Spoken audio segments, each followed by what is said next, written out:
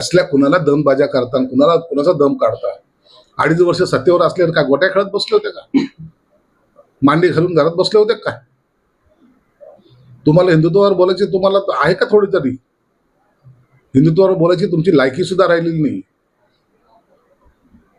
मुसाला घेऊन मिरवणुकीमध्ये नाचणारे तुम्ही, पाकिस्तानचा झेंडा घेऊन मिरवणारे तुम्ही आम्हाला काय सांगता?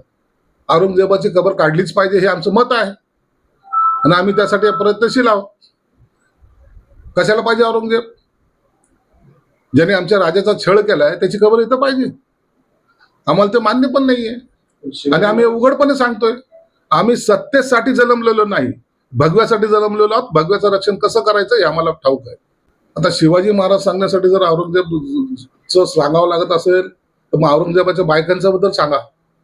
त्यांच्यामुळे सुद्धा काही इतिहास लिहिला जाईल. कुठं जातायत तुम्ही? का त्याचे पोवाडे गातायत? जा तिथं, नतमस्तक व्हा तिथं औरंगजेबाच्या कबरीसमोर, पाय पडा तिथं, नमाज पडा तिथं. तुम्हाला कोण रोखलंय? परंतु ज्यांनी आमच्या महाराजांचा छळ केला त्याची कबर आम्हाला नको हे आमचं मत आहे.